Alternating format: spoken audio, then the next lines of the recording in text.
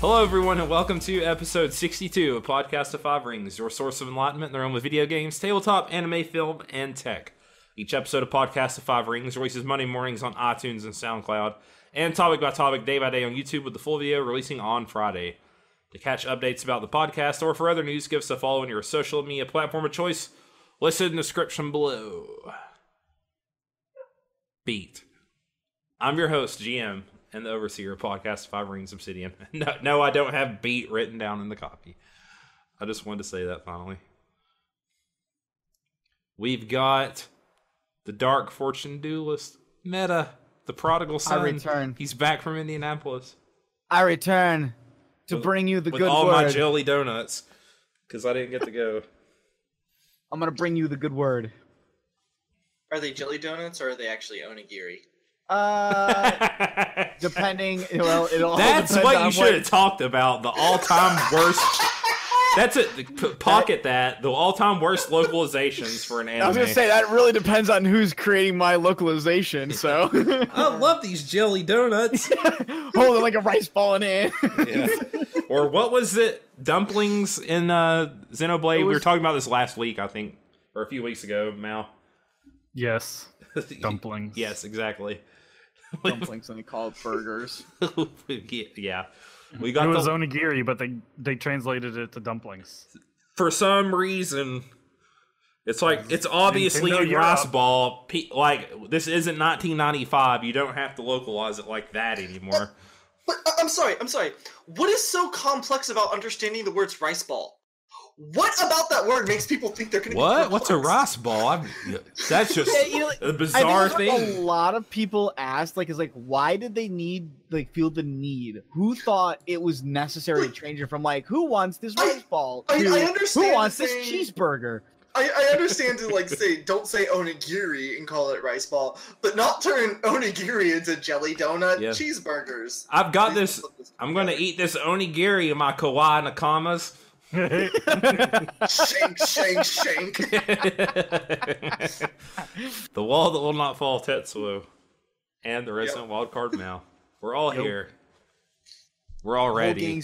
The whole gang's back. The boys are back in town. Get The the boy. band back together again. Yeah. Hey, so for some reason I thought of all of us playing Monster Hunter on PC. I was like, why would we do that? We just have it for PS4. I was like, so never mind. Don't joke about that. Overcooked I am getting Monster Hunter World for PC. I'm going to eventually. There's some I friends probably won't. there are some friends who really wanted to play the game, and I said I would play with them, but they only have PC. So congratulations, Capcom! You're getting twice the money from my us. roommate wants to play it. Of the year for Steam, almost 250,000 concurrent players. God, And it it's just insane. released 2 days ago. No, it was actually. yesterday? I think it was yesterday, but I don't think it was actually fully released until today. You could download it, but I don't think you could actually play it. Oh, Until gotcha. today. Gotcha. Early install or whatever you call it. Yeah, I remember. I'd have to look it up. Preload. You can do that with most games now. Yeah, Preload them. it's nice. It's nice that people do that. Yeah, so you can just play it right at midnight. Yeah. You don't have to go, I gotta wait like half an hour for it to download. Man, Sit here and twiddle my thumbs. gotta wait forever. Alright, well, since we're such busy people with busy lives, Obviously. why don't we get on to our topics, huh? I think Mal has a pretty exciting one here for us. So what do you got? Well, a week ago, as time of recording, The Great Rage began on the place known as the Pathfinder subreddit. Well, forums mostly. God. Paizo forums. Yeah, Pathfinder 2nd edition dropped. And Well, like the playtest for it, right? It's not like Just the play- playtest. Yeah. Yeah, just the playtest. And it was met with a lot of cheers and Salt. jeers, or mostly I don't- jeers. It just happens. I mean, at least on the forums, the Paizo forums themselves are It's really- just flooded with salty posts. it's really weird too because it came out and they specifically stated that these are the base rules, but they are opening up playtest because the first version of Pathfinder was made with people's input, and they wanted to do another one that's made with people's input again. So, and some people are like, "This is so bad. I'm going to stop playing altogether." I'm never going to pick up. I'm never going to play another RPG. I'll never. I'm so scarred. I'm so yes, scarred. that was basically someone's post. It was like, well, this is the edition that makes me stop playing full casters, I guess, and I might stop playing RPGs altogether. Like, what? That is like that's like comment dramatic. of the year. I just can't get over love it. that. That's when you just drop a copy of L5R there and say, here you go. You can't play full caster anyway, so there you go. So, Hey. that is someone so shattered over something so small. Right. They love their freaking witch in Pathfinder 1E. They can't be that witch anymore, at least right now. And their casting rules are changed. They've tried to, shrink the gap between marshals and casters. Obviously. Always and a good they've thing, also by the way. just made the numbers smaller of a lot of things. Yeah. Mm-hmm. So like spells like magic armor starts off with just a +1 to AC instead of the +4. I think it was. They dropped a 4, lot. But yeah, that's not just one spell being nerfed. It's more indicative of the design choices. Yeah. So yeah. So running It's, through character creation, I guess. can I just say on character creation real fast? And you might get into it later on, but I gotta admit, like looking at a character and making a character on a character sheet, can both be intimidating or simple. I don't know how. I don't know depending how on to feel how about you're it. coming at it. Yeah. Some of those spots, I feel like the design, it's very busy. I will say that. But I mean, that's not really any different from, I guess, A normal one. normal one. I think it's just the design change and the shift and like where you're supposed to be focusing on and like what direction you should be working on it and coming from. I don't want to say it has been really improved over Pathfinder 1, and I was kind of hoping for that a little bit. I was kind of hoping that like when you're making your character, you go through these steps, this first, then this. And I was kind of hoping like that would be reflected in the new character sheet, and it doesn't really feel like that's fully reflected. Because you're still bouncing. Tangentially, I feel like that's maybe a little bit more of a thing with mid to high crunch systems in general. Maybe that's just me. I mean, I don't know. I think that's one of the reasons could why I see tend it. to like a lower crunch at times. It's just that character sheets are much more cleaner, much nicer. I do think this one is cleaner. I mean, Isn't it for one- a like, it's a lot- horizontal sheet? Yeah, and I think they cut they cut skills in like half. So like just stuff like that gives them more like basically they were able to just make the things bigger. Like they just blow up the text and stuff. So I think it still kind of looks busy, but it's just so that you get like bigger fonts and whatnot. It's like a cleaner busy, if that makes any sense. I could see that. Busy and clean is the way I'm feeling tonight. Oh god. It's hard to make this roll. You're welcome. Thank you. Disappointing Anyway. Obs. So you start off with choosing your ancestry, which is what they changed Very race to. Starfinder like basically, wasn't it? Don't I they don't make the understand why races a they lot changed more it. like Starfinder? I skimmed over it like a week ago, so No. You do get health from your chosen race. Yeah, that is like Starfinder. that is from Starfinder. Yeah. As opposed to your class. Well, you get it from your for class. first too. level. First level health comes Oh, got it.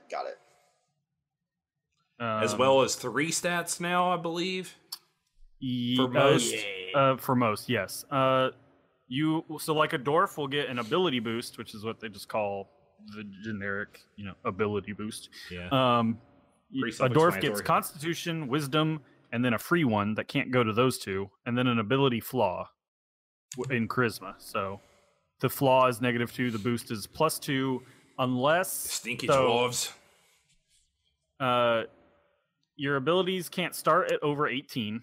Yep. And then every ability boost after 18 is only a +1 instead of a +2. That's also like Starfinder, if I remember correctly. Yeah.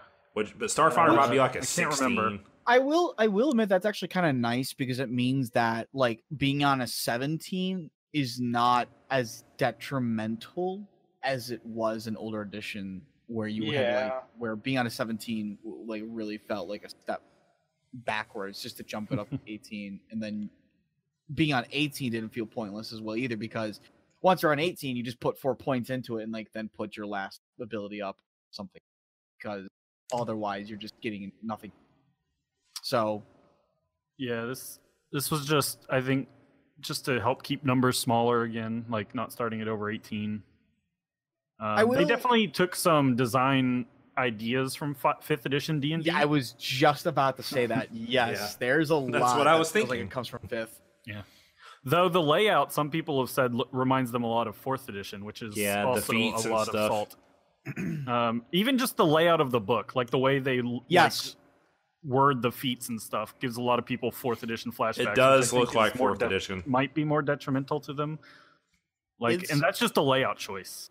There's like just going through, and I only had a chance. Actually, I should just grab the book since I actually have a physical playtest version of it. Huh. Yeah, I actually went and was an idiot and spent the money. Well, it's only like $20, isn't it? Well, I mean, if you get the soft cover, that is the one I would say. Oh, they had a hardcover option. They had a hardcover and they had a collector's edition hardcover. Okay, Did you get the collector's edition No, hardcover? God, no. Okay. No. Yeah, I was about to say. Give me a second here. I'll be right back. All right, we'll stretch for time. Stretch for time. One Mississippi. Dun, dun, dun, dun, dun. No, go on. Where was I? So yes, you choose. Also, they don't have like half elf is not something you choose as a standalone. Yeah, You it's like a choose human subrace, isn't it? So all of them get ancestral feats now because like you said with the feat thing, there's a lot of different half elf is a feat now, wasn't it? Yeah, well, you choose that, and then you get to choose like two from 2 options, and then you can going forward you can take more half elf feats or whatever basically. Yeah. And half orc is as well, I believe. Yes, half elf and half orc are humans, and then you go into the heritage or the ancestry feat. I like that. At least conceptually, I really like that. Yeah, it does give them the option to do that with because as the sorcerer in Pathfinder points out, anything can have just about any bloodline. So like they could have human with halfling ancestry feats or something, or even a halfling with elf's ancestry feats if they wanted to. It opens that up because why are there only 2 kinds of half races that are both half human? Because humans are the only ones that have the fertility to be able to produce living offspring. But only with those 2. It's a well-known fact that in almost, I think in 3.5 or whatever it was, humans can almost mate with anything, and dragons could mate with everything. Yeah, dragons. Star Trek very much. It was really weird. The rabbits of D&D. They pretty much were, yeah. Humans could mate with just generally about anything and have an offspring with it. It's just that I think the only ones that they really popularized were half orc, half elf. Yeah. Yeah, basically. So, yeah, and then ancestry feats, some people think I do know one constant criticism is that ancestries, and then we'll get to them, but skill feats just feel kind of, you get them throughout leveling all the way to 20, but at higher levels they feel kind of pointless. Really, why is that? Well, they're not super awesome. That's probably right. Why. Picking up proficiency in a weapon at level 9 is not something you really care about. Okay, gotcha. Yeah, which I mean you probably wouldn't do, but most of the feats have a level 1 all of the elf feats except one are all level 1 prereqs, and the only other one is a level 5 prereq. Yeah, so they're lower power scale stuff. Right. So when you're picking them at level 15 or whatever it is. Yeah, it's probably something they should address when they. And again, this is just the playtest, and they can always add more later. But exactly. That's why it's not world ending, which is why it's so confusing that people are reacting like that. To give an example, why it's kind of a frustrating thing is that at first level you get one, and then you get one every 4 levels after. So you're gonna have essentially a cap, quote unquote cap. If you play 20, then it's not. but you would get 5 of them altogether. But they do stuff like this, where you gain like a +1 circumstance bonus to skill checks in which you're untrained. Or you gain a +2 circumstance bonus on your check when you use the aid reaction or assist action. They're just very small, and like once you get to level 17... But meta, I like jack of all trades. Having that +2, like aid assist is just like, okay, great, I guess. Yeah. So, I mean, the playtest book is over 400 pages long.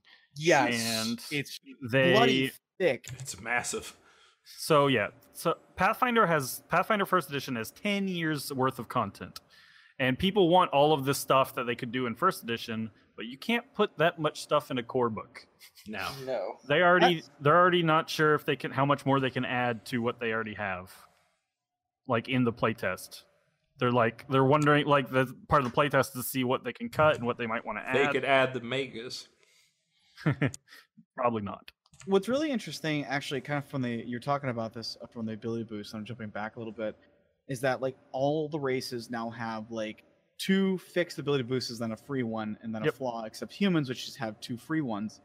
But and I mean, you'll get into this later, but then there's other stuff that you get from like background, which again is very next up edition. Is backgrounds, which is very 5th edition.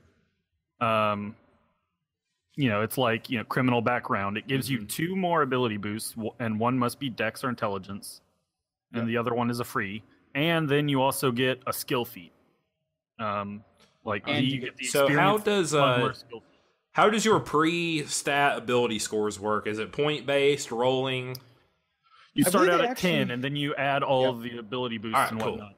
Gotcha. Or you can roll. They do have the optional. They actually give that as thing, like rolling. But again, they say you're not supposed to start with over 18. Mm-hmm. Because you roll and then add boosts. Yep. They give you the which they said, I think, is rolling will lead to higher stats. Most likely. Of course, you could always disregard it, but that basically they're balancing around the the smaller numbers. Got it. I also kind of find it a little bit disappointing. I don't know if you guys talked about it or not, but half elves and half orcs are like a feat underneath.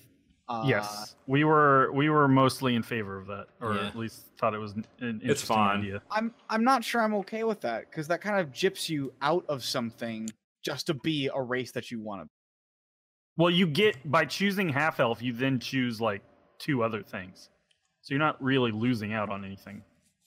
Like you get more than just choosing half elf and being done with it.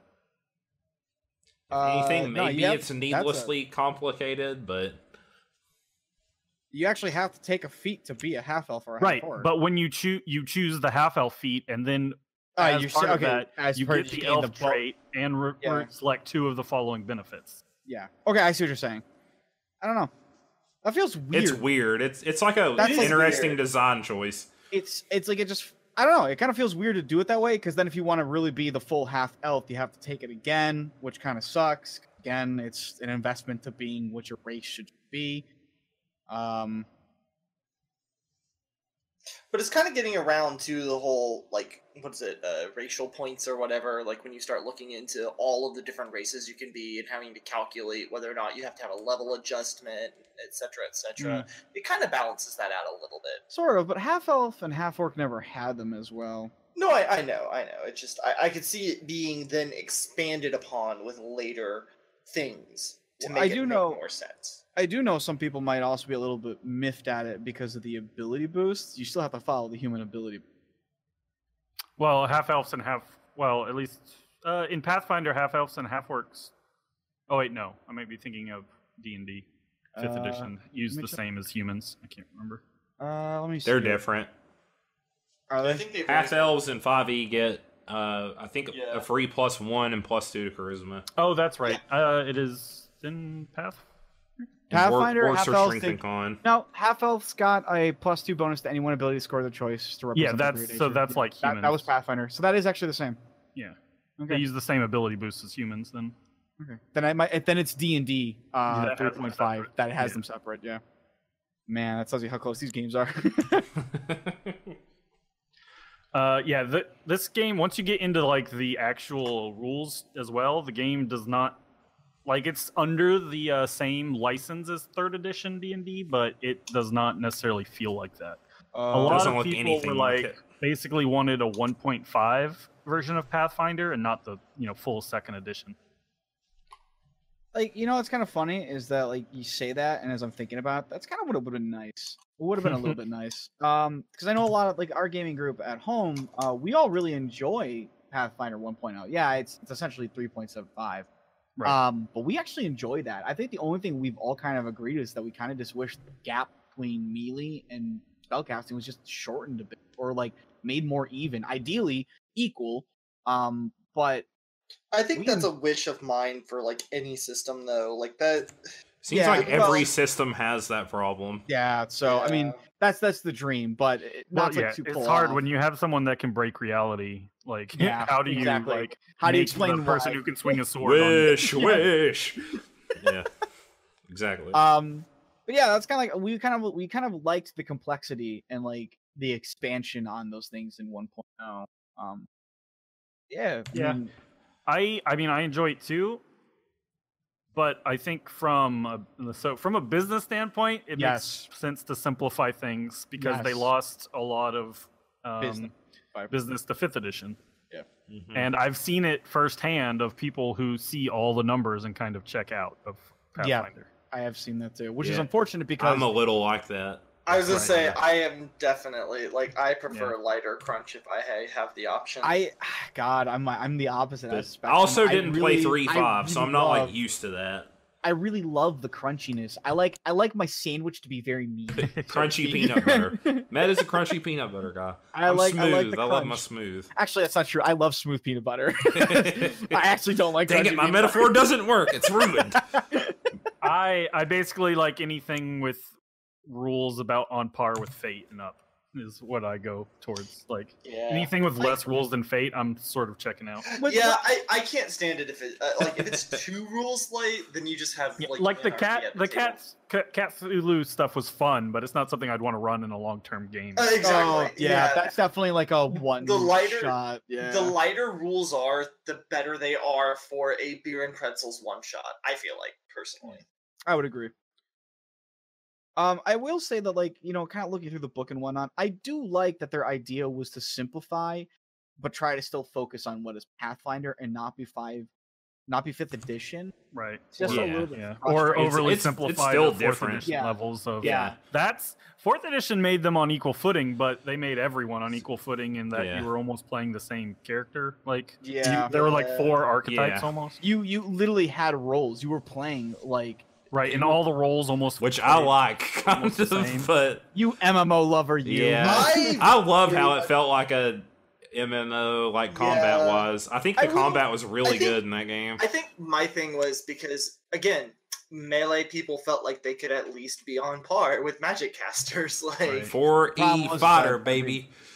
Yeah, the problem is that everybody was the same. Also, I think a 4th edition's flaw was a layout as flaw as well. Was just like I hate the books. Came out as very like scientifically or whatever. It's all like this plus this is like and like without any like flavor formulas and stuff built into the. Yeah, they actually had formulas. I thought that was really weird. I'm like, why am I feel like I'm looking at like an algebraic and symbols. I'm like, hey, let me read my math book here. Pulling back to my calculus days. Oh no! Plug in these matrices. No, graph the chart. Well, no, I like that they're at least trying to do something different. Like, really, like otherwise, why kind of make a new edition? Honestly, you could just kind of put out updates. Which they have been doing for a long time, and they have been losing players. So the biggest change was that like the action economy is way different. I love that idea. By the way, I've seen a lot of. At least a lot of positivity towards the idea. In theory, I haven't played it yet, so I absolutely agree with you. In theory, and I've seen it because it actually came out in Pathfinder Unchained. Which I saw some people talking about is Pathfinder Unchained rules is your 1.5. It has a lot of variant rules. Like it does. getting rid of the item, certain magic items in favor of stuff. And I actually really enjoy it. I almost was tempted to talk to our group about saying, like, would you guys like to just try this out for a little while? Because it would really be the 1.5, as you say, is like it opens up the action economy so that you can better balance it around it. Because really what kills, I think, most melee is that their action economy is so shafted if they have to take a move action at all. Because then you're completely denied all of your attacks but your highest one. Yep. But in that version, spellcasters can either burn their action, like essentially the majority of their actions, if not all, to cast a spell, and then maybe move as well. Yeah. So I mean, this one kind of follows that as well. Is everyone gets 3 actions? And that was the other big thing. Is there's like 7 types of actions or whatever. Yeah, there's a lot of actions. That's what confuses me a lot of the time with Pathfinder. Because when you break it down, there's 4 types of action. Well, 5, but here we go. You have a full round action, which is the only thing you do on your round. You have a standard action, which is a majority of things that would take a standard quote-unquote amount of time. I don't know really what that means. You have a move action, something that's pretty quick and efficient, but would still take up a little bit of your turn. You have a swift/immediate action, which is something that you can only do once on your turn, unless it's immediate, in which case you can do it anytime on anybody's turn. And then you have a free action, which you can do one of each freely, and it costs nothing against your normal set of actions. Yeah. That's a lot of actions to play with. 6 basically. Yeah.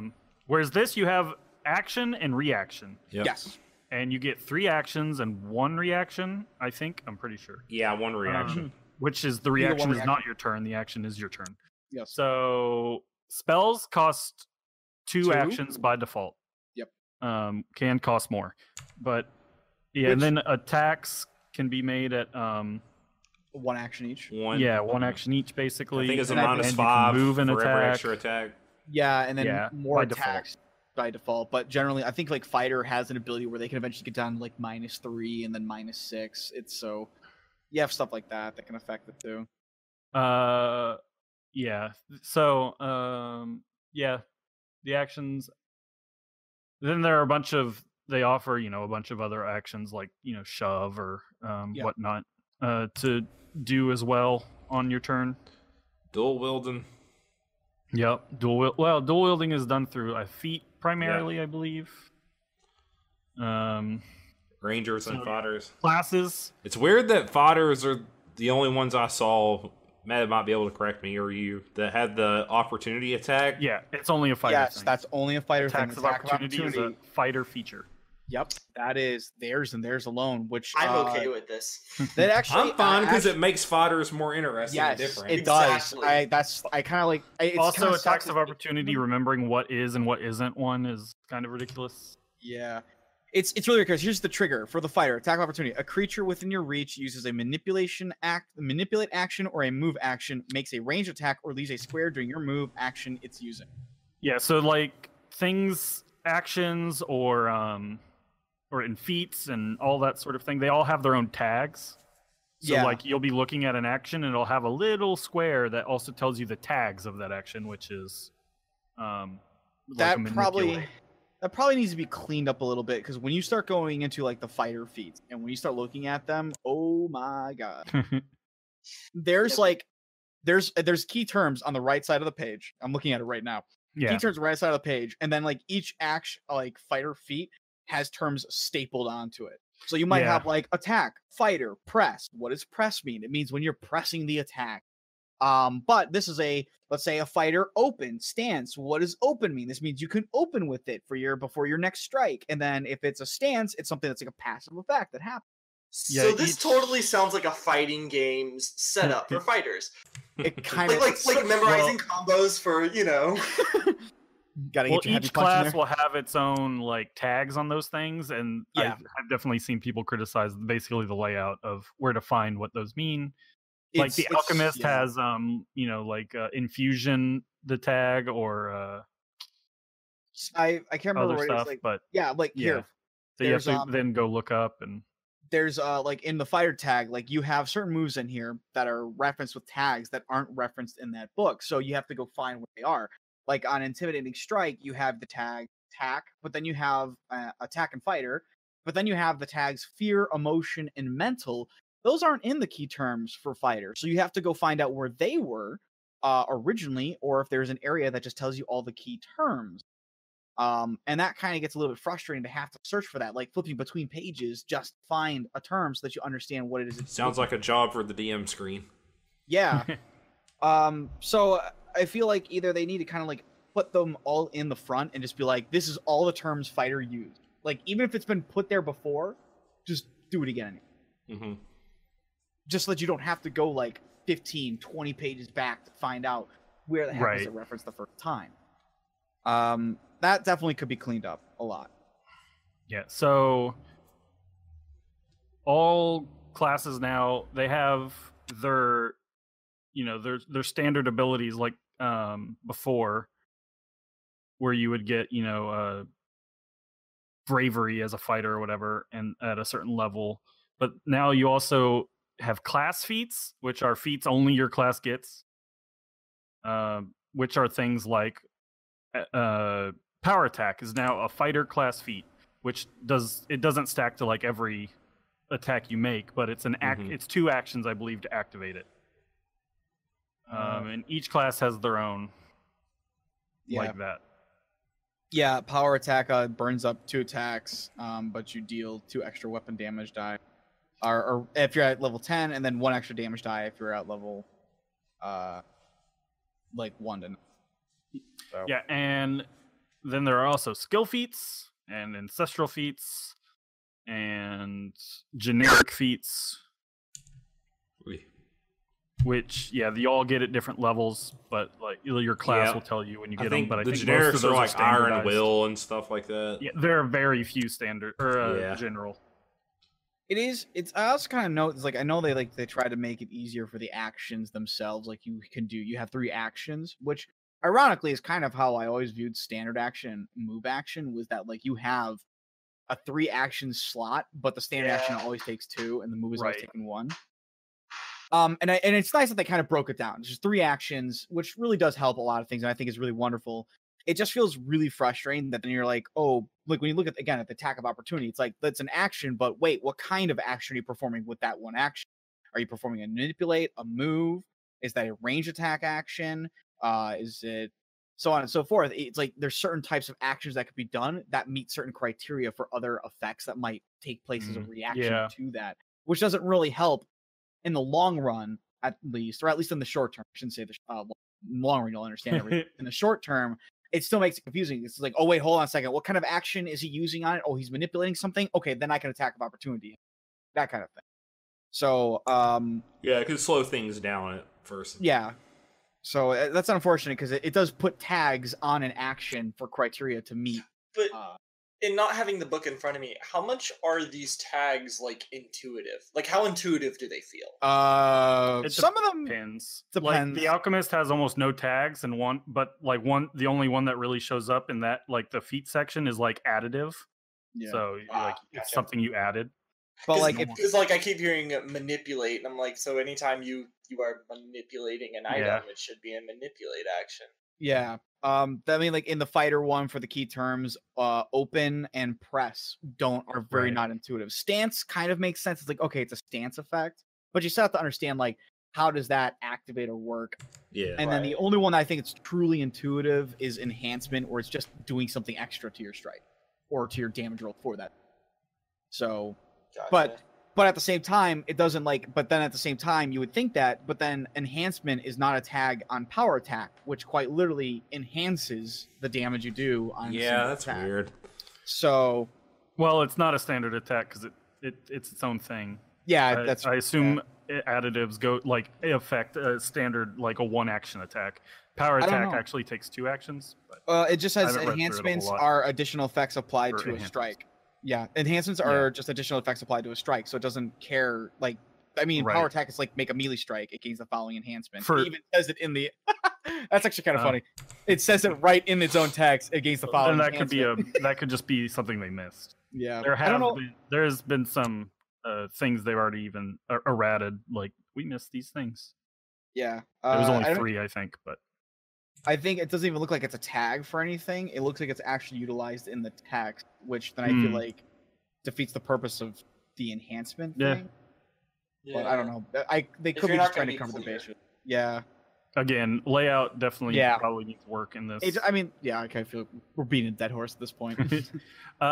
Also, the classes definitely need some balancing. I think clerics and druids come out on top, which is reminiscent of Pathfinder 3. First Edition. Yeah. Yeah, clerics and And 3.5 was like alchemists that and too, rangers, wasn't I think, are probably at the bottom.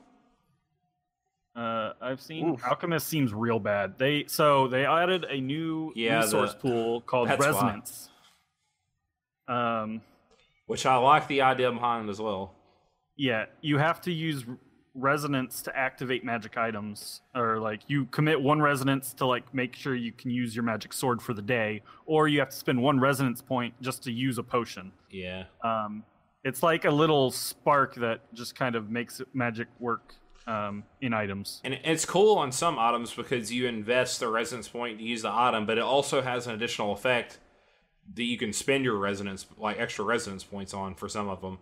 Like the Giant's Belt, one of the belts that enhance your strength or con, it would have like another effect you can activate for resonance point where it would give you like temporary hit points and like a healing effect every round.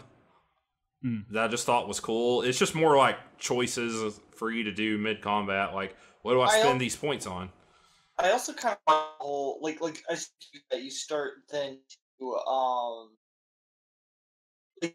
it's not as much of an arms race if you have to commit your resonance points. I believe is also main point was to cut down on the need, like in 3.x games, of buying a ton of magic items. Right. Which 5th edition also cut down on with attunement. Yeah. They also cut down on it looks like spells per day as well. Yes. Like first, second, third, fourth, fifth. Normally they would cap out at like 6 for most, like rank 9 spell cast. 4 for wizards and then 6 for sorcerers, I think. But yeah, and it's now just capped at 3 for all across the board. Yeah. Though I think wizards can get an extra if they do the school, but they can't prepare of another type. But anyway, so real quick, back to the resonance thing. Every character has resonance points to use for magic items. Alchemists also need them to use their class abilities. Yeah. Later, I think and bombs around and stuff. Later, I can't remember. Yeah, they need to spend resonance to make their class resources. And once they're out of their class resources, they don't have cantrips, which are now magic users can just keep using.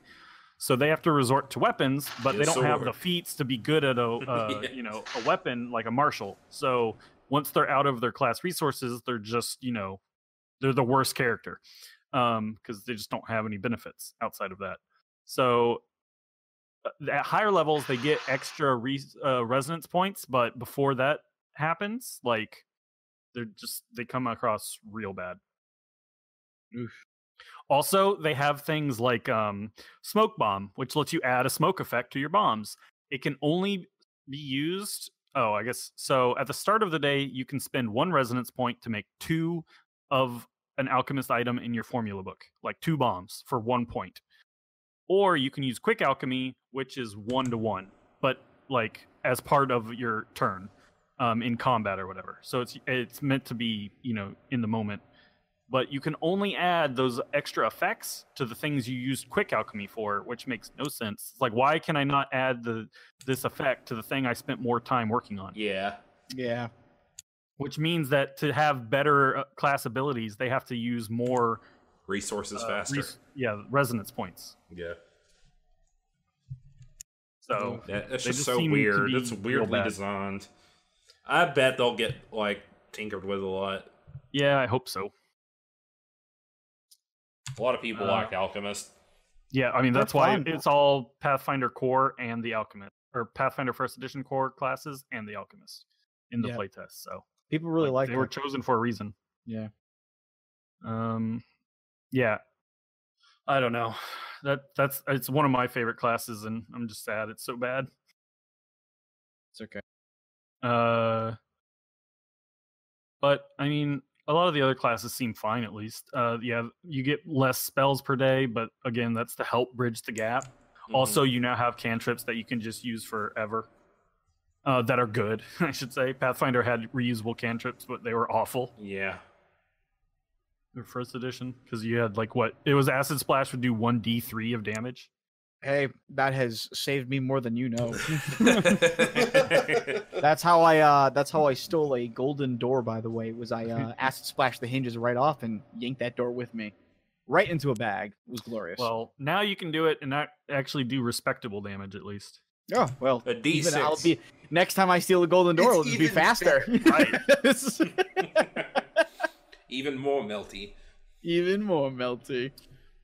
So yeah, I think the classes will need some more balancing, but probably that's what the playtest is for, at least. Yeah. And then the skills they cut down in like half because there's like I think there's 26-ish without counting like that's grouping all knowledges as one, and there's like what 8 knowledges or something. Yeah. There's like so now there's only 14 skills. Yeah. Another thing similar to 5e. They did do one weird thing is they split. Where they sort of combined and then split a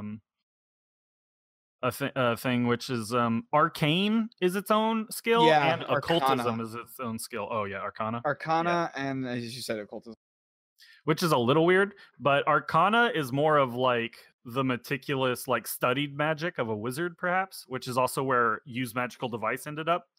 And then occultism is like ancient magic, weird prophecies, stuff like that. Arcana is they specifically state that this skill measures how much you know about alchemy, arcane spells, and the most common magic items. Further, it determines how much information you have on theories about alchemy and arcane energies, as well as lore about the creatures associated with them. Yeah, that's pretty much what it is. And then occultism, right over. Ooh, find it somewhere here under O. Apparently cannot. Oh, here we go. I found it. No, wait, never mind. I didn't find it. Here we go. I found it. You have a great deal of knowledge about ancient philosophies, esoteric lore, obscure mysticism, and supernatural creatures. Yep. That's why is that? Which also they split the spell lists. Occult spells are for bards and some sorcerers, and then arcana spell list is for wizards and stuff. So they both can identify magic. Yes. Occultism, however, can recall knowledge with. Arcana.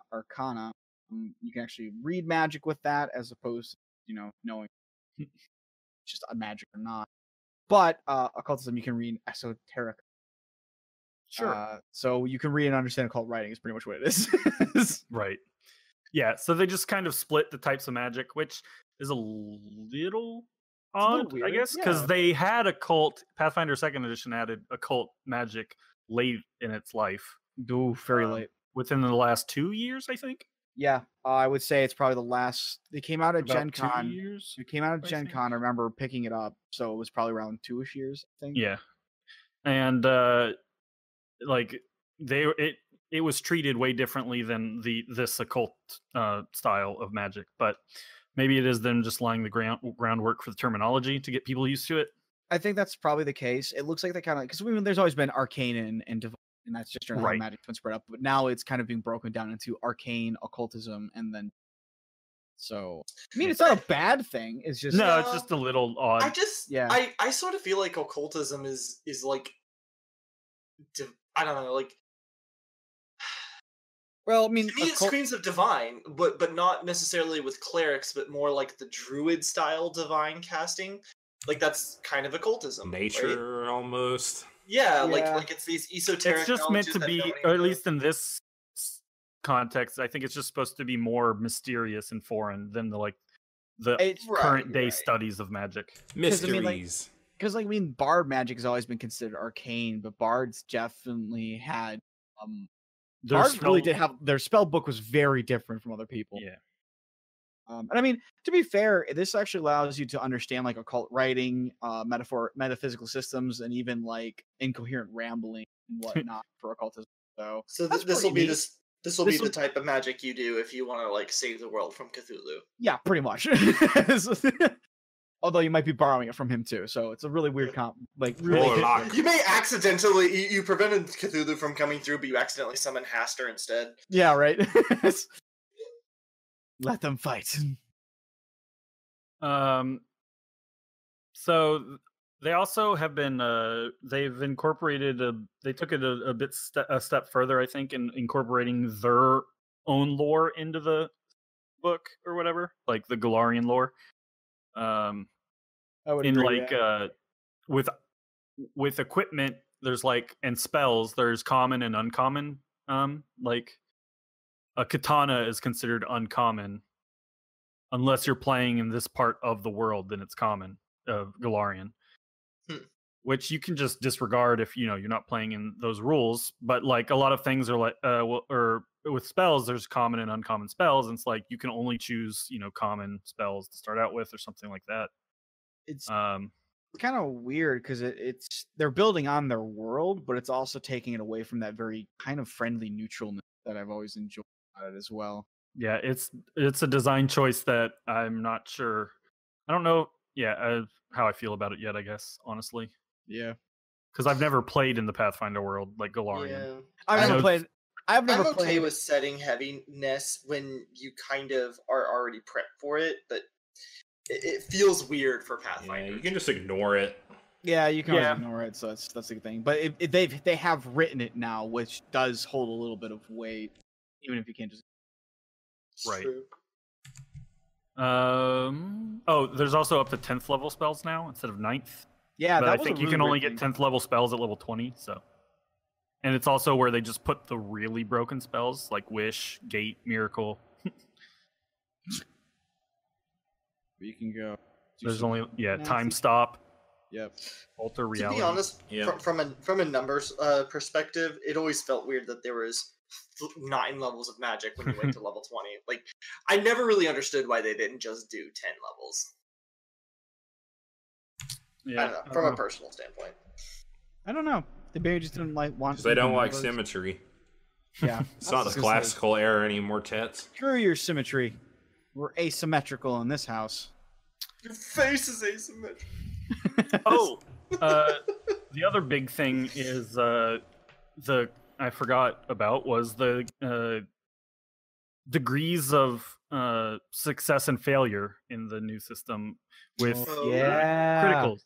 This is something I like. On an attack, you still will crit on a 1 and crit on a 20 and fail on a 1. But there's also the critical success and critical failure of 10 over or 10 below. Huh. And that so it comes up a lot in spells and then magic items and whatnot. So like Burning Hands, a first level spell, is on success. If it does 2d6 fire damage, they have to make a reflex save. If you make your reflex save, you take half damage. If you're critically successful on that, in that you rolled 10 over the DC, you take no damage. Interesting. And then if you fail, you take full damage, and if you critically fail, you take double damage. Actually, so it also lets save spells crit for double damage, sort of thing. Yeah, I actually really enjoyed the degree of success. I think that's actually a pretty cool thing. Yeah. Because it kind of helps. The one thing about 5th edition that I'm not always a big fan about is that if you're still like really high level, lower level creatures, like really low level creatures, can still probably kick your butt pretty hard. Yeah, that was part of their design philosophy with bounded accuracy. Yeah. Which is low level and high level can still interact with each other. Which is not the case in this version. Which I'm actually kind of a little bit happier for, because there's kind of like a point where it's like, why should a level? I understandably, a group of level 1, but I mean, this is fantasy, so why is a group of level 1s even possibly going to hold a candle to the mystical swordsman there who's level 20? I think it's a bit more. It's like I guess a real. Kept rolling 1. Why can 100 villagers should be able to take out 1 person regardless of how strong they are? That's not true. I have a fireball spell that says otherwise. It's true. You drop the right nuke from the right height. Well, I was gonna say. Okay, That's a 300. magic thing. That's the difficulty in trying to balance magic versus martial. I don't true. know. That's true. When I got my superior great cleave as a fighter in 3.5, I could keep cleaving as long as I was killing somebody. But they have to be near each other. If you reach 2 villagers who are 10 feet apart, you're SOL. Yeah, well, then you're SOL, and those villagers will descend upon you like an angry mob of villagers. But they're villagers. They're too afraid to be that far away from each other. Throw your pitchforks. If they roll the spinning. peasants, But another thing that further emphasizes that in Pathfinder 2nd Edition is proficiency, which is a term that you see in 5th Edition, but they are completely different in design philosophy. yes. Because you add proficiency, which is your level, to everything. Oh. So level 1 can't hit a level 20 because they get plus 20 to their AC. Which is pretty swanky. As I long actually as- like that oh. scaling. And then even if you're not proficient in something, it's your level -2. And if you're a legendary with it, Right, it's and then they plus have 3. extra proficiencies like Expert, master, and legendary. Yeah, that's what it is. Which add further +2s, I assume. I don't actually No, remember. expert No? adds +1, master it's adds 1, 2, +2, 3. and legendary is 3. Yeah. Oh, it's just okay. So 1, 2, 3. So those are just completely different design philosophies. I'm fine with either, honestly. Like, I guess I don't know. I think I still favor 5th Edition though in that sense. I'd probably end up preferring Pathfinder. I just like the idea that there's just a point where the character becomes so strong and wave their hand and blow up half. That's just always funny to me. I totally agree with that. At the same time, I have to admit, part of my draw to L5R is the whole don't piss off the villagers because there's a chance that they could beat you despite the fact that you are this skilled samurai. Yeah. No, But I guess there's also a narrative power difference between just samurai with some magic and fucking All it takes is a man with a stick to keep rolling it in. Yeah. I mean, at the end of the day, I mean, it's gonna be subjective. It's different strokes, different folks, type of thing. So. Yeah. Honestly, though, not at varying levels though, I've seen some of the low level because they came out with 4, I think, modules for this, and Yes, the there's low level actual ones I've modules. seen is people report as quite swingy because of the degrees of success. That you can, the tide can get turned real quick. I will probably say say TPK reports in just the low level 1 stuff. Jeez. Yes, give me my TPKs.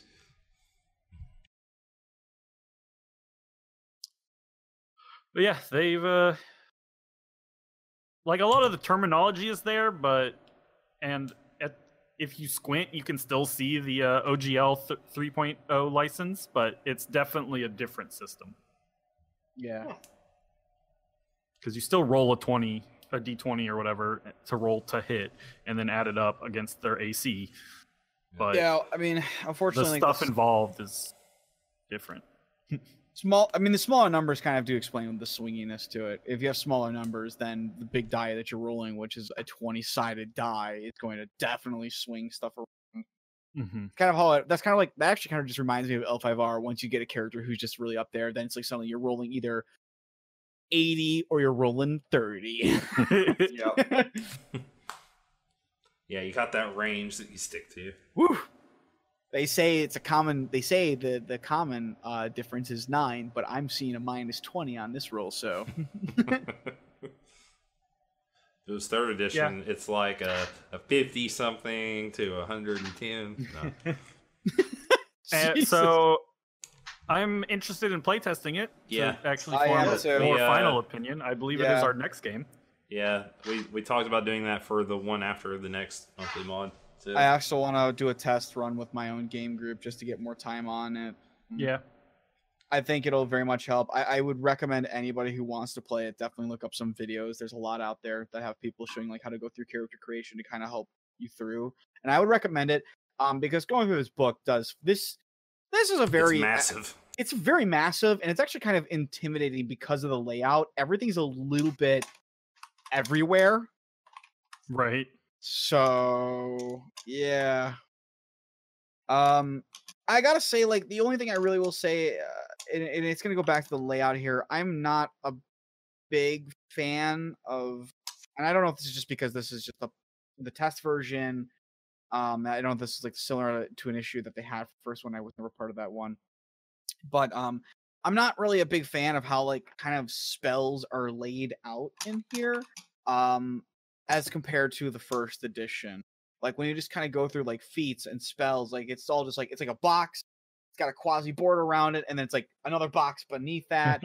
Yeah, that's I think harkens back to the 4th edition layout. Yeah, and I'm not a very big fan of that at all. It's like you've got casting, you've got range and area, but then trigger, it's like, with this range. Yeah, and then they've got like their damage tags on it and stuff, and it's all kind of all over the. It's a little bit sloppy. Healer, controller. Yeah. Striker. Wild Winds Dance, Evocation, Open, Stance, Casting, Somatic Casting, Duration until you leave the stance. And then, but it's like there's no area effect on it and whatnot. Yeah. Yeah. I will say, I don't know. I will state one thing I have noticed is kind of like from my own perusing through the spells and whatnot. I have noticed that there's a lot more spells that generally don't need all 3 pieces to cast a spell. There's a lot more just somatics. There's a lot more just verbals. I've seen a lot of this where 1.0, I almost feel like it's so common for me to look up a spell and be like, yeah, it needs verbal, somatic, and material. Yeah, I can't honestly say. I don't play a lot of casting, or at least full casting. Even then, I don't really pay attention because I always like the Magus has like certain special rules and requirements, so it just usually doesn't come up. Yeah, it doesn't really come from Magus. But Magus is bad. Yeah. I really want to play this game. I really want to try out this playtest. I really want to see where it goes. I'm interested. Yeah, I'm very interested.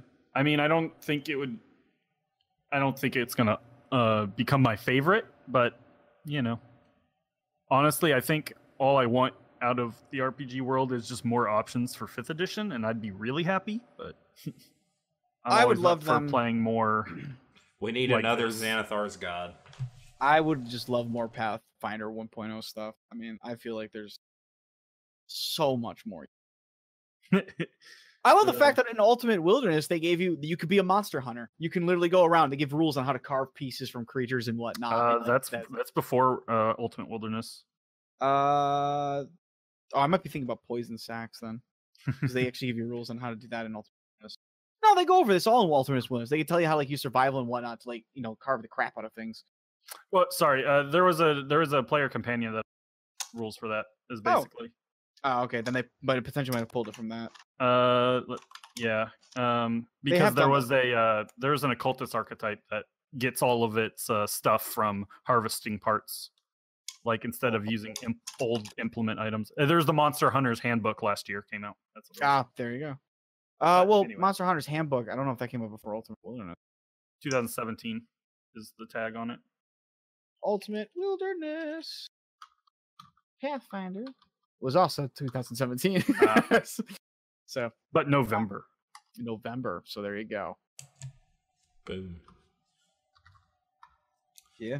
All right. It's a fun game. We'll see how fun it is in like a month. Yeah, right. All right. Meta, you're next. All right, so I obviously got back from Gencon. I wanted to talk a little bit about it, and by talk, I mean I'm just going to spitfire essentially. Things I went through. Tell me about every hour of every day you spent. Every hour. So I woke up at like. I want a minute by minute playthrough with the transcripts. Yeah, I want to live vicariously through you. So at 6:30, my alarm went off. Check out. And then at 6:30, I snoozed it, and then I went back to sleep. And at about 6:38, I woke up again to the alarm, and then I turned it off. And then I went back to bed, and I woke up at 7. And then I got up, and then I kind of walked around for a little bit, just stretching. And then I won't actually keep going that. I was riveted to my desk. I know. It's like I mean, literally. Somebody paid for the full. What's he gonna eat for breakfast? Bagels. I had a bagel. Yeah, that's what I. In the complimentary breakfast. That's what all I do at Gencon is eat bagels and like a piece of fruit every morning. Actually, We actually, Jelly donuts. I will say this. Well, I'm very used to, like, when we get our hotel, I'm very used to them not having a complimentary breakfast. But ours did this year, so I actually got to eat like a king in the morning. Which hotel did you guys stay in? We stayed at the Hampton. Okay, yep. Right on, the hell is it called? Maryland? Yeah, Maryland Road? I think we were at that one year. Yeah. So it was very nice. It was okay. We took a suite. We had like 6 people crammed into it. So,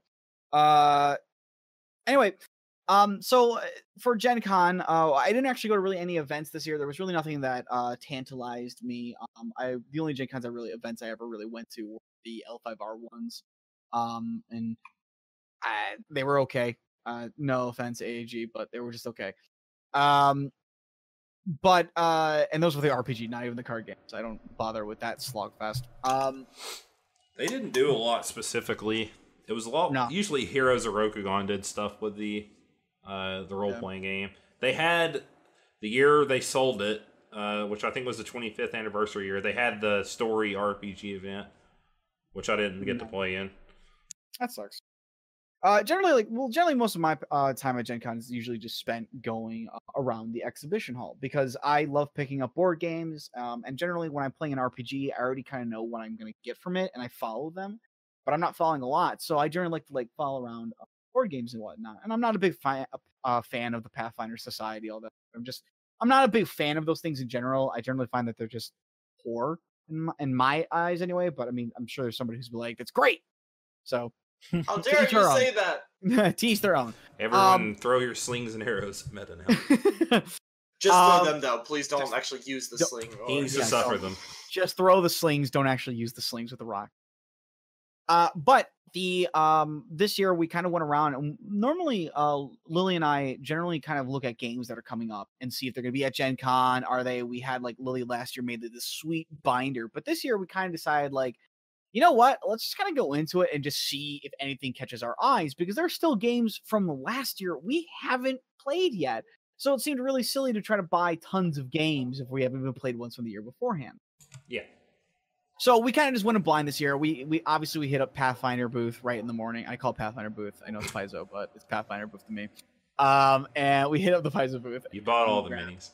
We bought all the minis. We bought all the extras, the player companions, the setting guides, all of it, just everything. In fact, I bought the booth there and then. I just paid them. I paid them out, and that's why the line was so long. I was up in the front buying everything.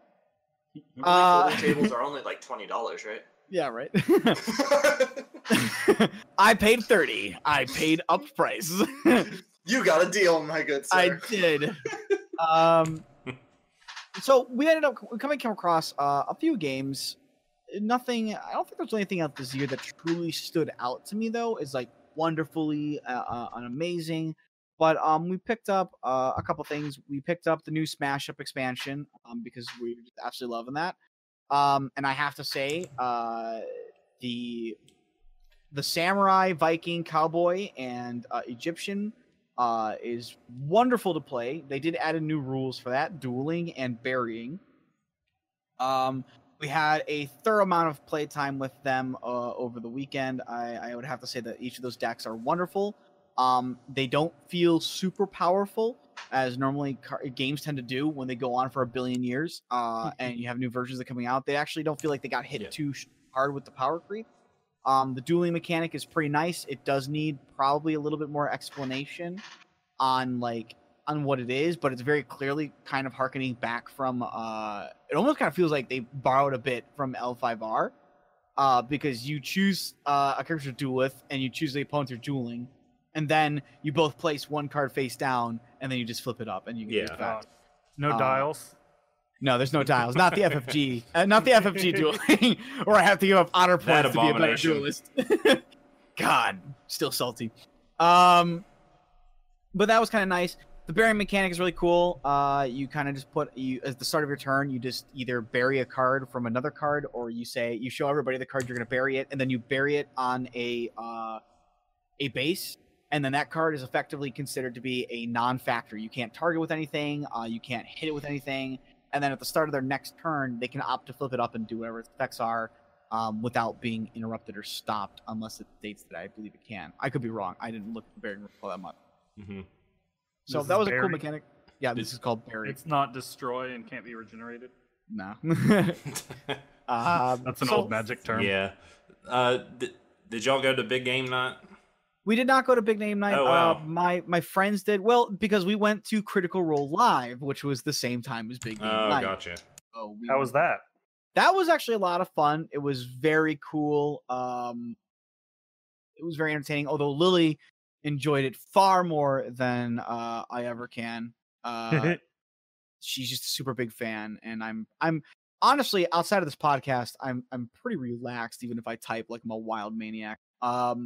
So being like there, it was like I'm pretty chill, and she's like, oh my god, it's amazing, and I'm like, yeah, this is pretty cool. I'm glad we went to it. So I'm having fun. I'm having fun. This is pretty sweet. That's not a joke. That's not really a joke. That's really how I am. No, I'm the same way. Yeah, I mean, that doesn't mean she necessarily enjoyed it any more than you. It just means she showed it just means she enjoyed it more now. So yeah, she actually means she enjoyed it more. I do have actually a funny story to go with that. When we went, I was an idiot and I forgot I kept my pocket knife with me. Oh no! Yeah, so you can see where immediately this is going to go because they always have security. And this was the pocket knife from when I was the best man to my friend who got married. So this was the present that he got me, which was a really cool pocket knife. So as we're going in, I'm like, oh shit, as I pat my size down because I'm gonna have to go through, have to show off all this shit. And I'm like, oh. So I had to go out of line and I had to find somewhere that I could hide it and get it back. And there, it was like around the corner of this theater, there was by this pillar, there was actually like a little pipe that was popping out. I have no idea what the purpose is. I assume for rain and whatnot. Yeah. To just drain out of. But I popped the bad boy in there, and at the end of the day, I can safely say that I got my pocket knife back out of it. Nice. There you go. I was actually really frustrated with that. I was pissed off at myself because obviously this is a very important game. This was like I'm me and me alone, and it's also really useful, and I like it because I like pocket knives. I think they're wonderfully pragmatic things to give somebody who has a very pragmatic mind. So yeah, I have one.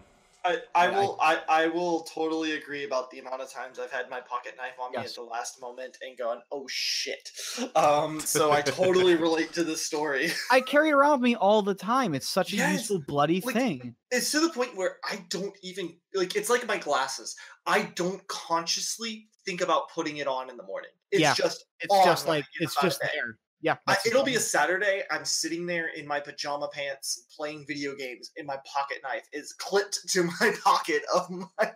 Like it's there. That's what Yeah. it is. I saw there's times I completely forgot to take it out. So that was like the biggest oh shit moment there. As for the games that we did play, we tried a couple more.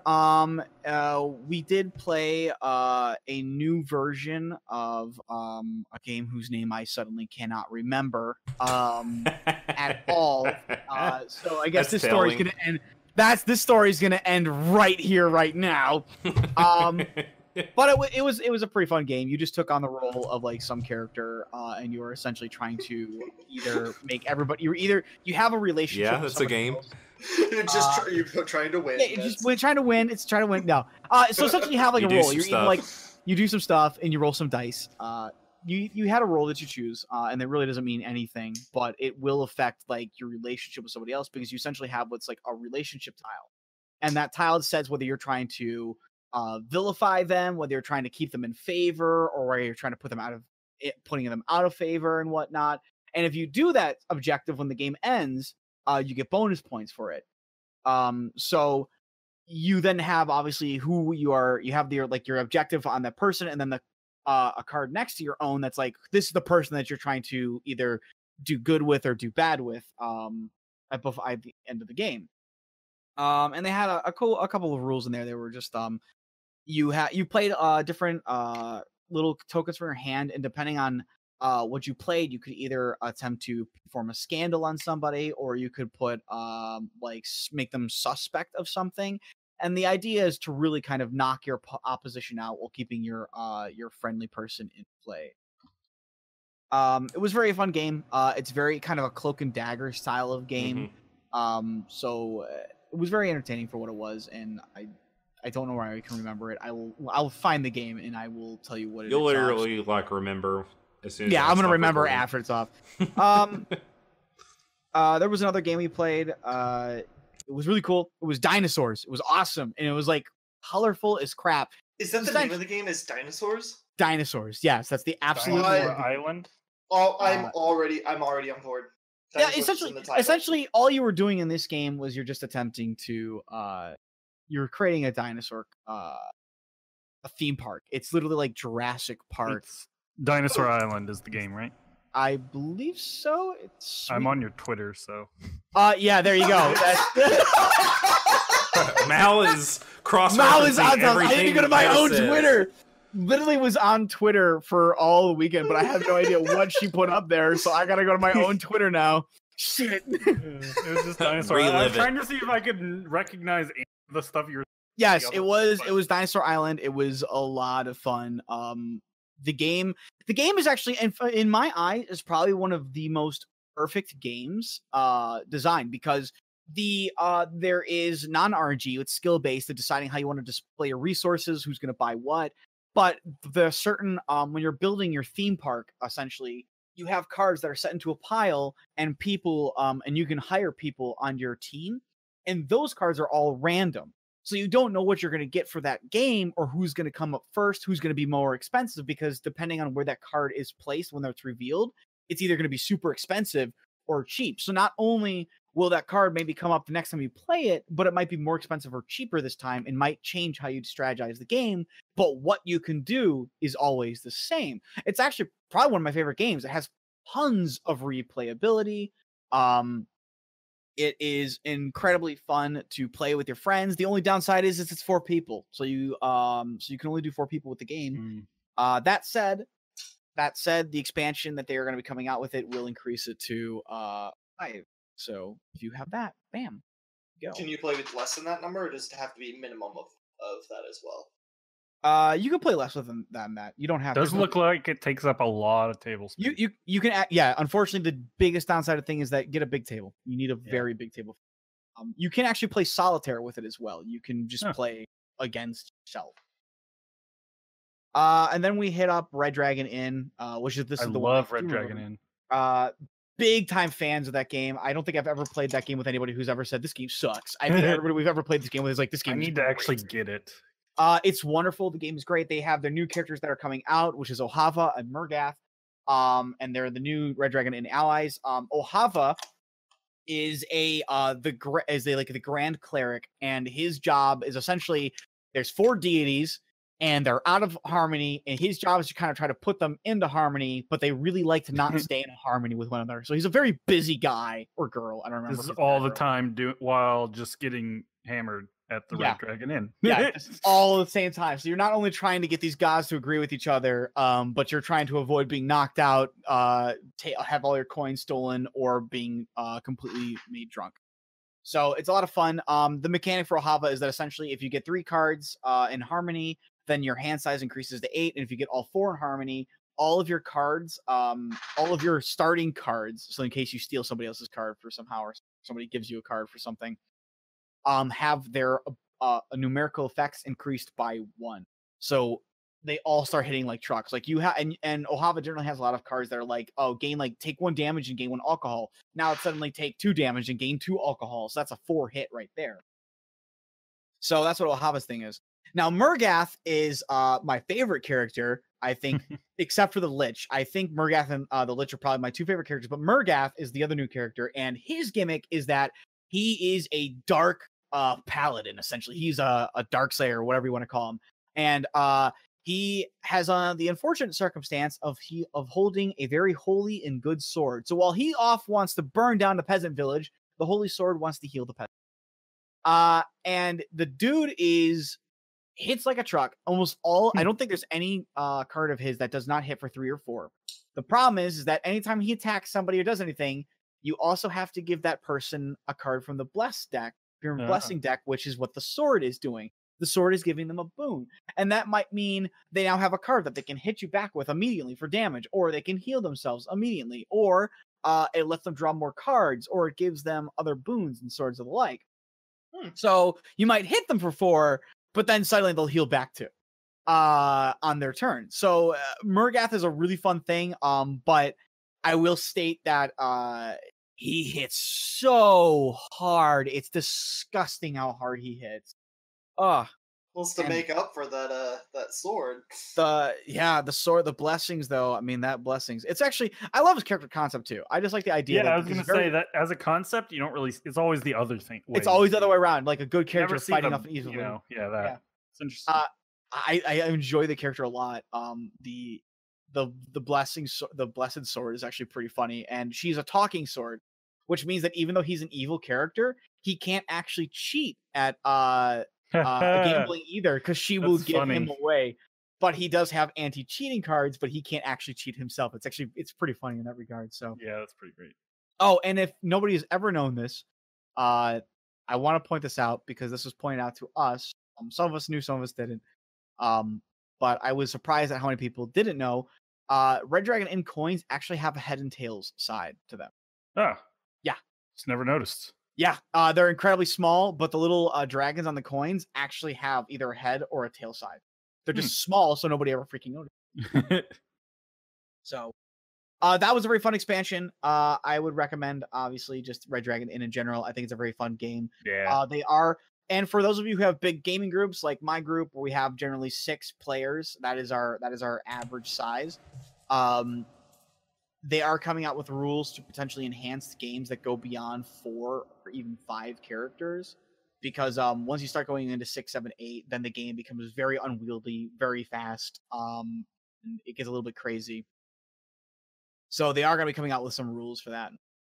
Cool. Another game we played was called Monster Slaughter.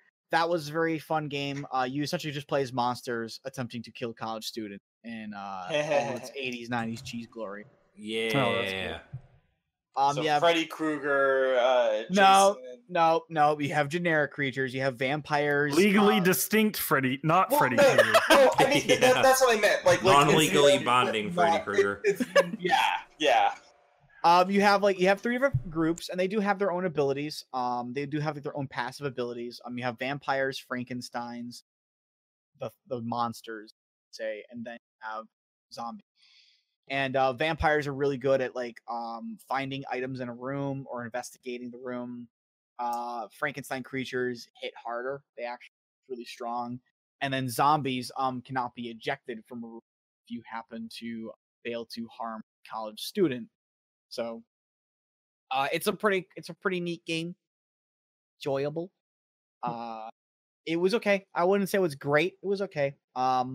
I think it probably could use for a little bit more expanding on, but it's a very quick and easy game to play, and it was pretty fun from what we're. The main objective of the game is obviously to kill the college students, but you decide before the game starts what order you want them to die in, and then you specifically apply what's called a mark to one of those individuals. You are essentially trying to say that this is the order they're going to die in, and then the one that is marked is the one that you need to personally kill, because if you kill that mark, you get the point. You get extra points for killing your mark. So, okay. That was pretty much that. We did take a part in the new Smash Ups Titans event as well, for those of you who like Smash Up, and I will say that they have a lot of Titan cards coming out with and making people. I would say the only disappointing thing is that not every faction gets Titan cards yet. I don't know if they're going to be coming out with more or not. I haven't really caught up with it, so to speak. But they did have a lot of them, including Cthulhu. He is a Titan. You can play as.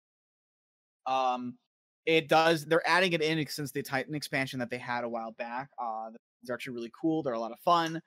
So they're doing it for everyone. It's a lot of fun. And we also actually won because it's a tournament kit for that. We actually did win the tournament kit, and we got to keep the cool, sweet, swanky pad, like the kind of like the pad that you play on top of. We won that. Playmat? Yeah, the playmat. Thank you. I could not remember what it was called. We won that, and then our friend actually won the cool counter, the solid counter card, because they know they got points and they pop them out of the cardboard. But those are really the only things that I would say to mention on. Probably, like I said, we didn't do a lot of demoing. We were just having a lot of fun playing the game, going around and gaming with our friends. Hey man, that's what it's all about. Yeah, that's what it's all about. So that was Gencon. I honestly don't know what I would have done if I went. I probably would have ended up playing a lot of D&D again, like I did last year. I've wanted to play. been tempted to try to play some of the Pathfinder games and stuff and whatnot. Yeah. But again, it's just like we already play Pathfinder every week, so Must be nice. I'm sorry, Mao. I could never play enough D&D 5th edition, personally. There's just so many characters I want to play, which I've talked about many, many times. But yeah, like half a Gen Con for me is like really good food, hanging out with people I don't get to see a lot, and then the other half is the games. So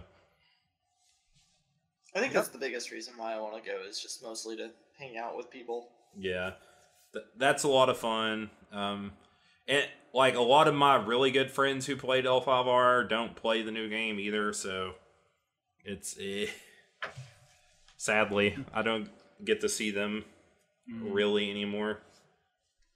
They coincidentally do play Magic now, but they all live in Magic's Knoxville. great. Yeah. Well, yeah.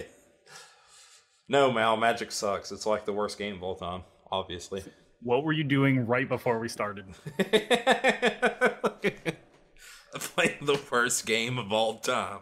Yeah, Control. Final Fantasy 15. Hey now. Hey, A to both of you.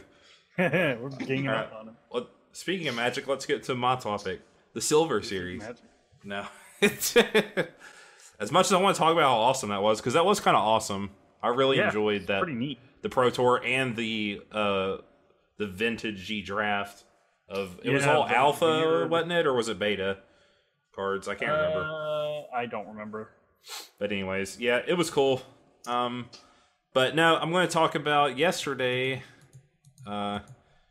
There was a new Nintendo Direct, which I'd completely forgotten about. Well, they only announced it like a week ago or so, but Oh yeah, I believe so. But I literally remembered yesterday morning, like at 9:30, it aired at 10 EST. I was like, Nintendo Direct, and then I remembered. I just happened to not be busy at work at that time randomly. what was it about? So it was about Super Smash Brothers Ultimate. What's that? It's only it's only a really big game. No, I mean, yeah, it's literally big in many ways, as you'll understand here soon if you didn't watch the Direct. So yeah, Super Smash Brothers, for those who don't know, is the Nintendo crossover party fighting game, essentially. If you don't know. Yeah, I assume most people do. Yeah. I have never heard this game before. Yeah, so all the popular characters from Nintendo games across decades are all put together into a fighting game. So, Well, not all of them. no, sadly, and to the chagrin of many people, rip No, they're definitely Waluigi trying and now. Gino. Yeah, no, they are listening to people throughout history compared to like the new people are being added to this roster. So, Well, yeah, I just meant that this one has everyone they've ever had for they're adding more. it's So the they're biggest trying to get them all. roster. It's the biggest thing. It's weird. Bless Sakurai. He's giving the people what they want. Daddy's listening. But anyways, so we got some new characters announced. Oh, who dat? Simon Belmont, who from Castlevania, who people have been requesting for a very long time. They added Richter in on top of that as Echo Fighter, which I don't Echo think is anyone. the, like clone, right? Yeah, they're slightly different. Like their moves will have different properties or come out slightly differently, or but they're not like true just palette swaps. They're not quite like how Ken is different than Ryu. They're like halfway in between, like a palette swap and that. Yeah. Okay. So yeah, we got Simon Belmont, Richter, Chrom was announced. A lot of people wanted Chrom in the game. I don't know why. Well, Fire Emblem. yeah, because Fire Emblem. Now we got 20 Fire they have Emblem. to, like- Didn't you see yeah. the thing where it's like everyone complains about Fire Emblem characters? Here's Roy throwing Bowser into a Marth combo, who then goes to Corrin and then gets knocked out by Chrom. Yes, I So- saw. I mean, to be fair, there's only like maybe 1% of the Fire Emblem roster in the game. True. This is true, Mal. I think what's more You upsetting. just wanted Lyn meta. That's all you wanted. I think what's more upsetting is that there's more variation in the 7 Fire Emblem characters in Smash than there was in the Fire Emblem Warriors game. You're just salty about Fire Emblem Warriors. Still salt. I think that's the most taste it. angry making thing. I'm still angry about that. Bullshit. Yeah. There's no excuse. Yeah, and he is a mostly, it looks like, Ock. Okay. Weird. He's got but he has Marth Sod B. He has like the combo. He's actually an echo of Roy. They've announced him as an echo of I thought it was Ock because he has the ether, the up B attack where he spins. His other moves though, like his neutral air. They look. I think he's like a hybrid, is what he seemed like to me. Well, his neutral air reminds me either Marth / Roy. His up air was also a Marth Roy. Whereas Ike is not the sword arc in the air. Yeah. Is Lucinia an echo? Yeah, she's a Marth Echo fighter. That makes sense. They call her an echo, but she's not even really an echo. She's a clone. With they're all just a changed property. Well, that makes sense. They're all 'cause of slightly story different. reasons, but yeah, I was just curious. Yeah. She's basically Marth. I think she's slightly faster and does a little bit less damage. Yeah. I mean, everybody spoilers does for an older Fire Emblem game, but she literally introduces herself as Masked Marth originally in the game. Awakening. Everybody's gonna do less damage to Marth when he gives you the tip. So that tip. I Roy gives you the don't understand that joke. I totally don't understand the joke. So Marth does more damage, and at least I understand who the character and more knockback if you hit with the very tip of the sword. Yeah, it does. It does actually a fair amount more damage and a lot of knockback. And Roy's does more damage and knockback if you're closer to him. Yes, if you get to the base of sword. Yeah. So that's how they're kind of different. And Roy has like fire properties. But anyways, how many individual Fire Emblem characters are there? They're non-echoes. Marth. Roy is different Ike, now. Robin. Yeah, Roy is not really an echo not just Robin, Corrin as well. Yep, Corrin as well. Yeah, so there's 5 non-echoes. Into a dragon. He has his dragon moves.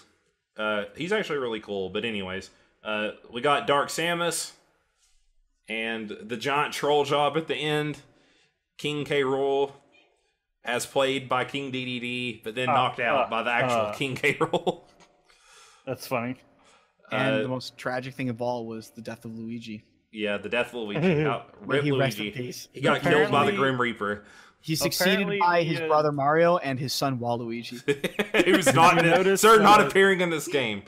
Did you notice the chairs behind with Sakurai or whatever? Yeah, they were yellow and purple. Yeah. Just trolling. God. Daddy Sakurai here's your pleas. He's listening. He put Ridley in. Ridley ain't too big. We got Simon Belmont. We got King K. Rool. We got Chrom. He's listening. Maybe we'll get Waluigi. Calm down. You got to do Waluigi as like a DLC character to get the extra money. They can always add as many characters as they want. Yeah. Exactly. Yeah, all fighters will be announced before launch too, so we'll know all the fighters going into the game. They also rebalanced some of the old stages. They adjusted some of the platforms, put them in high res. Other than the N64 stages, which Sakurai said he wanted to keep the nostalgic feel of the very first Super Smash Bros. Game. I'm actually utterly okay with that. Yeah, I'm fine with it too. That was a very cool thing to do. I love what they have done though with updating some of the stages. Yeah, some of them look really good. Some really nice. Yeah. The fountain from Melee that everyone plays on looks good. I can't remember the name of the stage. There's 103 stages in total, and they are all accessible from day one. And if you count the Battlefield and Final Destination versions, there are over 300 stages in the game. I think are there more stages coming out along the way because there's more characters? I'm sure there will be. Yeah. They haven't announced all the stages yet either, I don't think. Yeah. So this is such a beautiful game. It kept getting better as the trailer kept going. Like it's like being taken to a restaurant and it's like, here's your entree, and then here's your other entree, and then here's your third entree. It's like going to a Chiaroscuro. You kind of know what you're going to get, and then they just keep bringing you amazing stuff. It's like I probably pronounced that wrong. I'm sorry if you speak Portuguese. It's just like, it never truly stops. Oh, a Chascaria? Yeah, thank you. Brazilian steakhouse. That's just what I call it. Right. I speak English. Texas Day, Brazil. You can also remove stage hazards. So this opens up, if you care about competitive, not seeing the same like 4 or 5 stages over and over again. I'm actually glad for that. Yeah. That was a wonderful choice to make, because I actually don't really like seeing the battlefield or the Final Destination version of most stages. Or the villager level. Or... Yeah. I actually enjoy how like the kind of the platforms work on a lot of those things, and I enjoy that. It changes it up a bit, and I'm a fan of the mindset that like if you're really good, you'll be able to adapt to the situation. Yeah. So so I like that because that at least takes off some of the things that can screw you over that are sort of RNG-ish while keeping the nature of what the stage really is about there. You get more music too, but we'll get that in a little bit. Stages can also morph now, so you can play 2 stages at once. Not really at once, but they'll transition back and forth. Yep. Oh, It's sweet. Yeah, which is cool. So you can end up based on Final Destination, and then it turns into Temple, which is one of my all-time favorite stages to play. Anytime people come over and we play Smash. Oh, so fun. You are that guy. Yeah, well, it's huge, and it has a giant underground labyrinth part where it's really hard to get knocked out in. So a lot of the time people just run down there. Gotta stay alive. In Final Destination, you literally have nowhere to run. It's just a flat piece of board. So It's just a flat piece of cardboard that you fight on. You're in the shit. They have a My Music feature now. You can select more tracks per stage. They're now tied to the game series rather than the stage itself. So if you're playing on a Zelda level, you can hear all the Zelda music. And you can also adjust the frequency of when each song plays. So if there's a certain song you don't like, you can cut it off. You can also just make your own playlist. Yeah. You can play music in handheld mode and take your Switch with you. And it's like a little iPod. Oh, it's so good. The game has over 800 tracks, over 900 compositions, and over 28 hours of music total. Wow. Yeah, it's ridiculous. I think, what was it? They clocked in at 28 hours exactly? It's more than 28 hours of music. It's insane. You could listen to, they have even said that if you listen to all of them, never repeating one song, back to back, it would be 28 hours. I was like, that's insane. A day's plus worth of song. How big is this game file going to be? Yeah, that's what I was wondering. For a Switch game, this feels like it's going to be get the physical copy. Yeah. So yeah, that's like some of the just the cool features and stuff. They also did a lot of stuff with rules and different ways to play the game. You like before you would go in and then you would change your rules from like stock or time battles and turning items on and off, stuff like that. You set those first before the matches. You can also have presets now. So if you like different ways to play the game, you can easily switch back and forth between them. So a quality of life improvement. Yeah, these are all like the things that just make the game better. The details. Yeah. This is the stuff where I was like, okay, I see what you're doing, Sakurai. The stuff we're getting to. Stamina battle they have in here where you basically have HP like a traditional fighting game. It's not necessarily about knocking your foe out of the ring. It's more about doing damage to them. I believe, though, that they stated that they actually kind of updated that mode a bit and how it works so that it actually plays more like a traditional fighting game. Because it was in there before, but it didn't really play like... It didn't really play decently, especially if you're really good. You could really just wreck somebody with, like, effectively an infinite quasi-combo, so... But now it's supposed to be changed to kind of, like, circumvent that, so to speak. So it plays a little bit more like an actual fighting game, which is really cool. Yep. They have stage select before you pick your fighters now, so you kind of want to pick your fighter based off what stage you're going to. They also have rule sets now where losers can get priority on the next stage. They only get to pick. I think you can do voting. I couldn't tell really because it was all symbolic. They didn't like hover over everything and explained it in the trailer, at least not from what I saw. But I did see them mention like, there's a mode where if you lose, you get to pick the next stage to get like an advantage in the next match. Yep. So just kind of cool stuff, more options and ways to play the game. They added a role for a final smash meter. Finally! Yeah. Finally! So super meters are in the game now, potentially. I love it! will this see competitive play? They're not like all insta one-hit kills now either. They said they powered them down if you play in this mode. Yeah, And they're you powered can't- down now. And you can't activate them simultaneously, so I can't like one frame response to your final smash with my final smash to beat yours out or stuff like that. Yeah, so pressing first is actually really good. Yeah. One feature and mode that I'm sure that I'm going to play a lot with my friends is Squad Strike, which is 5-on-5 or 3-on-3 elimination consecutive battles. Yeah. So you can do 3-on-3 where everybody plays one character on one, and you get on teams. You gotta knock each other out, then whoever's last standing, or you can have one guy playing multiple characters. That's just really cool. A lot of people did that anyways, and this is just added into the game now. It's just a built-in feature. Tourney mode, they revamped it again. It's up to 32 players. There's lots of different brackets you can select. That's a pretty standard mode, though. They have a mode called Smashdown, where you keep playing until everyone's selected all the fighters. Yeah. You'll play one match, and then those fighters cannot be selected again. So then everybody has to pick new fighters, and it keeps going down until you run out of fighters, essentially. Is it Kinda cool. Is that like if one person plays that totally removes it, or only removes it for the one player who's played that character? It totally removes it. Probably from everyone, considering there's going to be like how many characters That's that true. would take That's forever. Over That's 70, true. I think. Which is insane amount of characters for a fighting game. Yeah. So if you choose someone, does it remove all their echoes as well? No, it does not. Echoes are Oh, counted okay. differently. All right. I was also curious. At least that's what I inferred. They kind of treat them like different characters, because they show a grid with all the characters, and the grid just okay. blacking out, basically. Classic mode is back, which is basically the old, the very first way you played the game, where it had...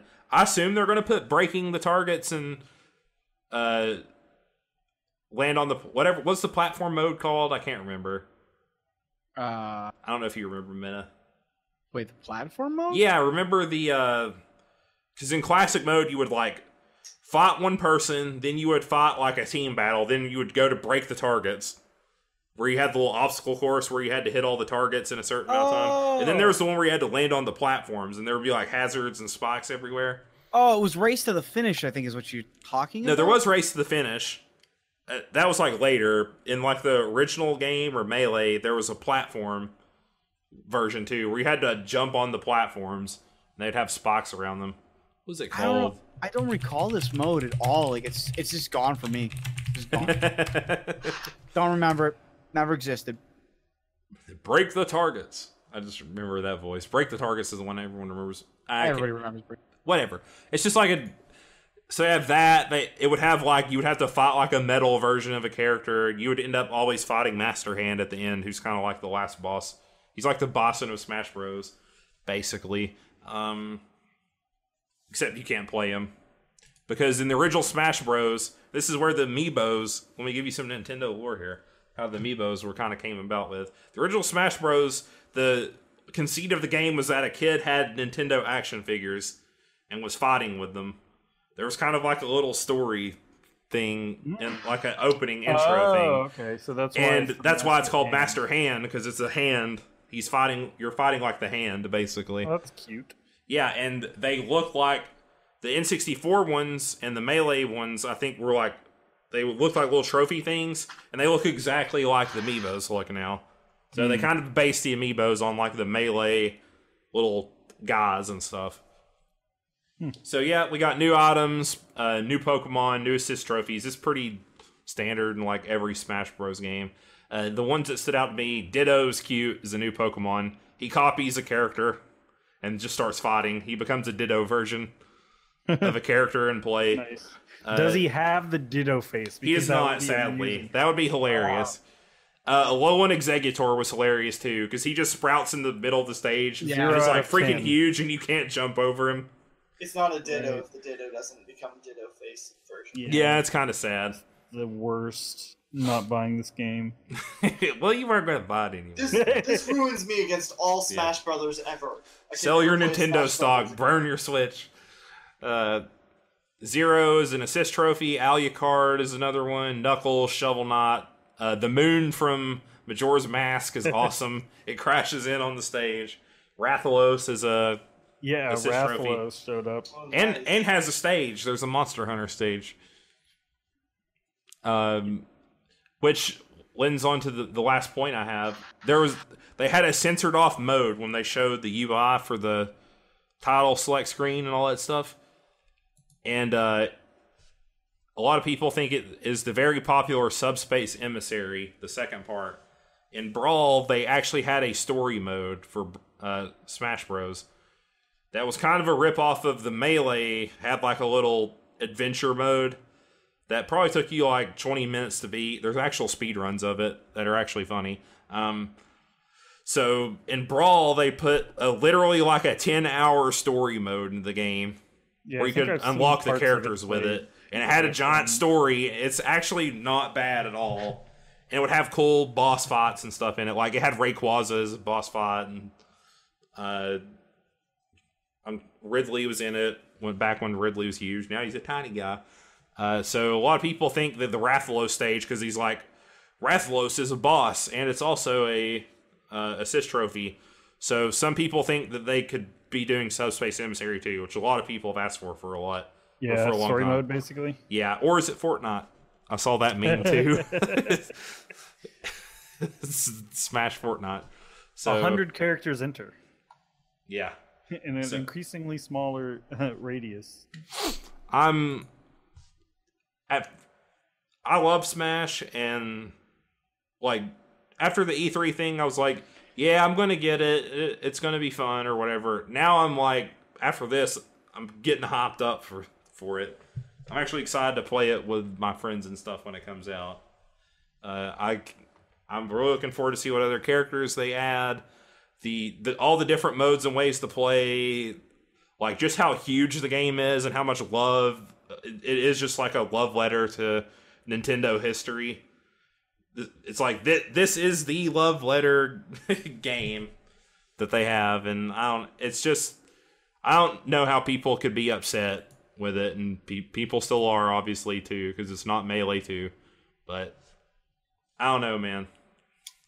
I don't know how people who like Smash and like these games and like Nintendo could possibly be upset that Nintendo and Sakurai are listening to what people want and putting it in the game. So They're giving me what I want. This isn't what I wanted. I want Melee. I want 10 What characters. will I complain about? And I want my 30 API or APM blah blah blah wave dashing. They put wave dashing back in the game. They did put it back in. So Nerfed, but it's back. yeah. So I mean, I don't know what you want, but I'm pretty hot for it now. I'm gonna have fun. I don't know, man. I just want to play it. When's it supposed to come out? It comes out December. So right in the holiday season. Gonna push them switches. Yeah. Along with that Pokemon that comes out a month before it. Not the real Pokemon game we want, but is it the Pokemon game we deserve? Probably. So yeah, that was basically We're the all direct. pretty awful people. The big hot moments for these are always the characters. King K. Rool was at the very end. They always do but before I go kind of thing. Yeah. Literally in every Smash thing. It's just like A lot of directs, honestly. yeah. Yeah. I think we get one more direct before the end of the year, and I don't know what they'll do. They'll probably just do like a bunch of games ones. Yeah, maybe. Because we already got a Pokemon direct this year a few months ago. Give me It's another like June. Fire Emblem direct. I'd love another Fire Emblem direct. I could see that, possibly. Where they Fire talk more Emblem's about the made new them game. So much money.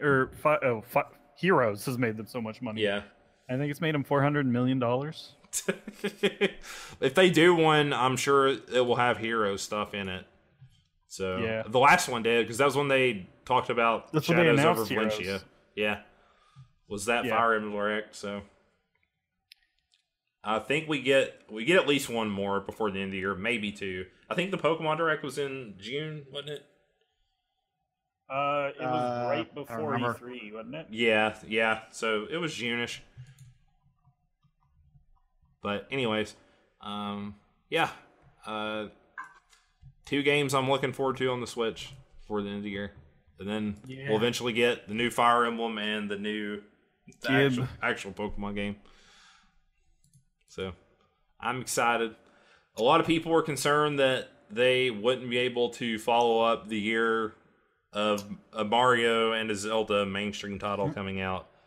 And Smash and Pokemon probably aren't going to like fit that bill completely, but it's a good follow-up year.